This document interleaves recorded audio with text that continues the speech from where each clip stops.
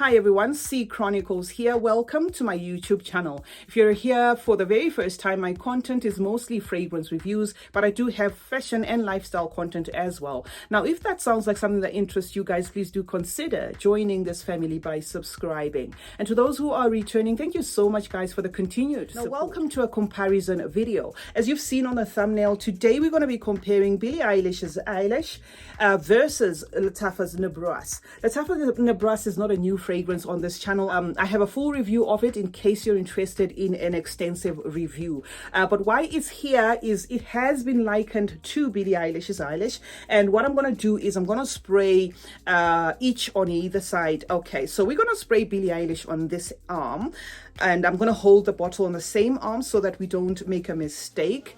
Right, for those who are interested in the atomizer, this is how it sprays. Okay, so that is Billie Eilish's Eilish. Not a bad atomizer at all. I quite like that one. And then Nebras has this kind of atomizer. Okay, so that is it. Now I'm going to read the notes quickly before I bring the fragrances back. Why I'm reading these notes is when I did a note comparison, they're almost similar except for two. So I'm reading these notes of this pamphlet from Lattafa. Lattafa's Nebras has got red berries and mandarin orange at the top, and then it lists vanilla, cacao, and rose in the mid, and then the base of it has tonka bean, amber, musk, and sugar.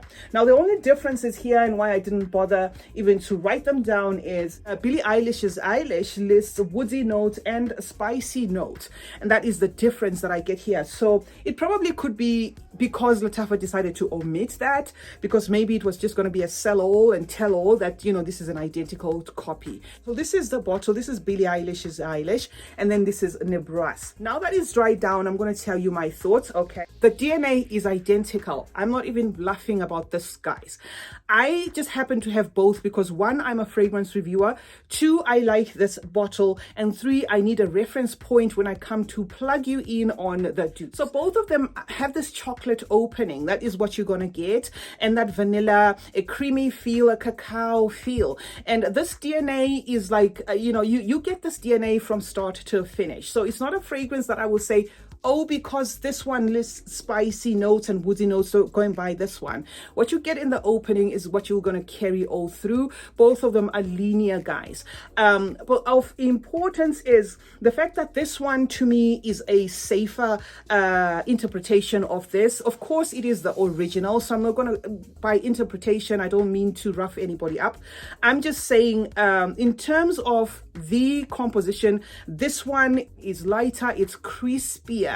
You get that chocolate opening, but it's not polarizing. Now, in comparison, Lattafa's Nebras is non-relenting. This one has a polarizing chocolate in your face, a bit of a toned up sweetness, that vanilla also playing in the mix there, and that upbeat cacao. So you are gonna get that from this. It's going to be an issue of whether you like your fragrance to take over the moment or you like to be buried in your fragrance, if you will.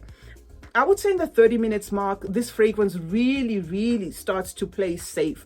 Whereas this one holds its own, okay? What you get in the open, you carry that almost into an hour and a half, 2 hours mark, it's still the same. Both of these fragrances have that very distant red berry. What I can say I do smell, and in moderate doses here, is gonna be tonka, especially with the Eilish. I do smell a little bit of some tonka there that kind of comes through, but not doing much really. It's important to know that the DNA of this fragrance is such that the chocolate is made to take center stage here. And if you know chocolate, it tends to take over everything. For example, if you baked a chocolate cake, you may add some things in there, berries and whatever else you want to add in there, cream, but it's always going to be chocolate that you taste the most. So that is what I get from these fragrances, that the composition itself is going to be for chocolate lovers. If you don't love chocolate, both of these fragrances are not going to do it for you. This one now, because of that safe feel of it, because of a little bit of some crispness that I get here, I'm going to say it's going to be a safer option for the mature person who loves chocolate, whereas this one seems to cover, from the youngsters to the mature people as well. So this is going to appeal more maybe to younger people, but also, crossing over to the older people. That is what I'm just saying. But I'm saying this is a safe option if you love your chocolate, but you don't want to go overboard. You love your chocolate, but you don't want to just blast everybody out in the room because you're wearing a chocolate fragrance. Both these fragrances will appeal to gourmand lovers because it's gonna be a chocolate affair, guys. We're not even joking about this. If you're after a long-lasting fragrance, definitely this is gonna do it. But that's not to say this is not long-lasting. All I am saying is this is done in a Middle Eastern way, and if you've used Middle Eastern fragrances, guys, they do not go easy on anything, most of them, if you know. So this is going to have the performance. It is going to last all day.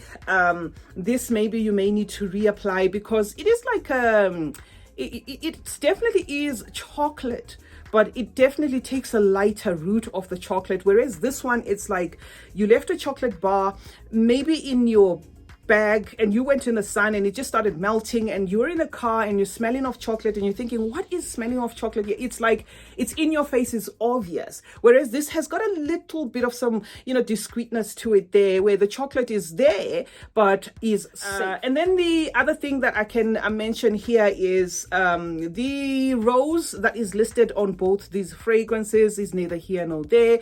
Again, it gets buried in that composition of cacao, marrying with the chocolate, marrying with the vanilla, making both of these have like a syrupy appeal to them. Then this Eilish here is also maybe one that I can say is safe for men. I'm not sure about the bottle, but if you were curious, I'd say this would probably do it for men than this one. Okay, but do take note that, guys, side by side, these fragrances, very hard to tell apart. Okay, these are very hard to tell apart, and I actually managed. I wasn't sure whether I did want to do a comparison because of that, but Maima came to the rescue. Jemima came to the rescue, and I said, okay, could you spray this and let's do a test comparison? And I listened to hear what she had to say, and she had these pointers which I felt, oh, okay, yeah, I kind of get what you're saying, and it makes a lot of sense now. But otherwise, these two are very difficult to tell apart. So yes, guys, that is what I can say about this. It's gonna be down to whether you like a lighter take of chocolate or a heavier take of chocolate. Do you like beastly performance, or do you like a guarded kind of chocolate? It's also going to be down to, are you into like a mature feel of the chocolate, which is what I get here, or a juvenile feel of the chocolate, where it's chocolate, chocolate, chocolate, versus, well, chocolates and some wafts of crispness there. And another thing, of course, is it's going to be up to your budget. Obviously, this is a dupe, so I'm just here to plug you in, guys. If you're one of those people that don't mind the dupes, that's one. Two, the dupe is not expensive, then by all means, maybe Nebras makes sense, because Eilish by Eilish on its own is not expensive. It's not like a fragrance that is really, really expensive. So it's going to depend on where you are geographically. If you are geographically in a place where Billie Eilish is expensive and this is more accessible and it's cheaper, then by all means, I would say buy this. And if by nature you're a person who doesn't believe in buying dupes, then by all means, I'd say buy this. So yes, that is what I can say, guys. It's going to be down to price. But in terms of outstanding differences, I get none. It's just neither here nor there. So guys, this is it. This is what we're talking about today. We're here to review Billie Eilish's Eilish. It's a fragrance, that is making waves at the moment. She's got one that is like in a metallic, like a silver bottle. And that one, I believe, is similar to Tom Ford's Perfume. I haven't bought mine, but it's been making rounds as being similar to Tom Ford's Perfume. So yes, guys, that's what I had for you. CeeChronicles is my name. Thank you so much, guys, for joining me today. Let's meet in the comment section, where we obviously discuss more about fragrances. Let me know what you think, guys, of these fragrances. Do you own both? or you were contemplating on buying both. Like I said, there's no need to buy both if you already have one or the other. The other one will just be redundant because they are almost similar to the T.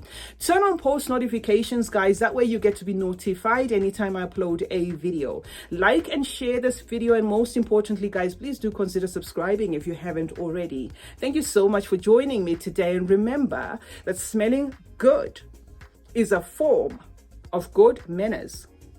Cheers.